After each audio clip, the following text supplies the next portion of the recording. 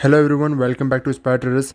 आज की वीडियो में बात करेंगे कि मार्केट ने इस तरीके से बिहेवियर क्यों किया, इसके पीछे की चार्ट की साइकोलॉजी क्या थी, कहाँ पर हमने ट्रेड प्लान किया था, कहाँ पर ट्रेड एग्जीक्यूट किया था, कल जो हमने प्लान किया था, जो ट्रेड हमने प्लान की थी और आज जो मैंने इंट्राडे के अंदर आपको टेलीग्राम पर शेयर किया था, एग्जैक्ट मार्केट ने उसी तरीके से किया।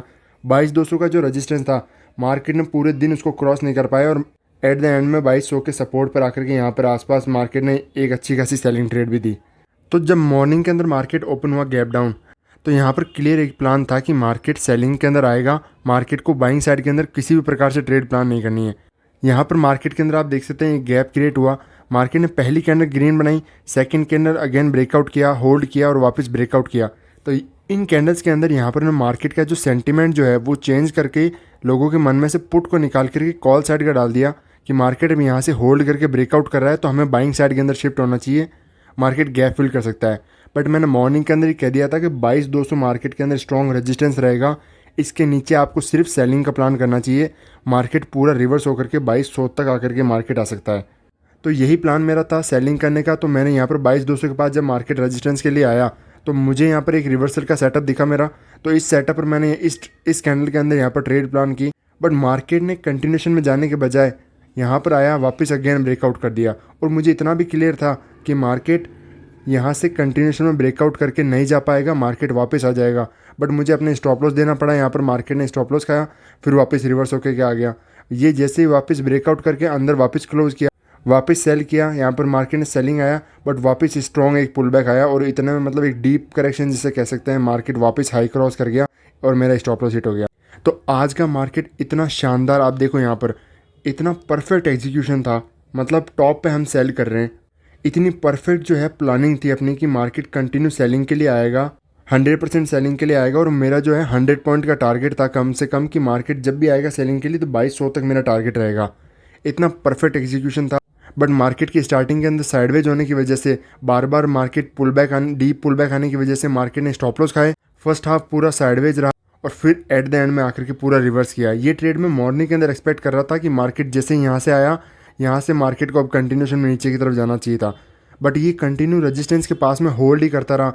तो कुछ ना कुछ तो होना ही था, एटलीस्ट ब्रेकआउट करता, हो सकता था ये और भी ऊपर चला जाता तो मेरा बहुत बड़ा स्टॉप लॉस हो जाता। इस वजह से मैंने इसको कट किया यहाँ पे अपनी पोजीशन। बट मार्केट आज मॉर्निंग के अंदर अच्छा खासा बिहेवियर नहीं किया, इस वजह से मैंने रूल्स के बेसिस पर अपने ट्रेड को यहीं पर बंद कर दिया। क्योंकि ज़रूरी नहीं है कि आप इनके चक्कर में आपने सारा कैपिटल यहीं पर लगा दो एक ही ट्रेड के अंदर, एक ही दिन के अंदर। ऐसा नहीं होना चाहिए। मेरे कुछ रूल्स है जिनको मैं कंटिन्यू फॉलो करता हूँ। क्योंकि मॉर्निंग के अंदर जैसे ये रेजिस्टेंस मेरे माइंड में क्लियर हो गया, क्योंकि मार्केट का जो ट्रेंड है वो बेंड हो चुका है कंटिन्यूसली। अब मार्केट डायरेक्शन कंटिन्यूसली नीचे की तरफ जाने की ट्राई कर रहा है, बार बार सेलिंग प्रेशर स्ट्रांगली आ रहा है। तो यहाँ पर कोई भी स्ट्रॉन्ग पुल बैक आए चाहे कुछ भी आए, हर चीज़ के अंदर हमको सेलिंग का प्लान करना चाहिए। इसीलिए मेरा यहाँ पर सेलिंग का प्लान था। मार्केट के अंदर एक इतना बड़ा मोमेंटम बाइंग साइड के लिए कर चुका है ना, तो मार्केट होल्ड करके भी ब्रेकआउट करेगा तो ये सस्टेन नहीं कर पाते जब भी मार्केट मॉर्निंग के अंदर इतना बड़ा मोमेंटम कर देता है, और वो भी मेजरली ट्रेंड के अगेंस्ट के अंदर जाकर के ये कर रहा है। तो ये बिल्कुल सस्टेन होने के चांसेस नहीं थे।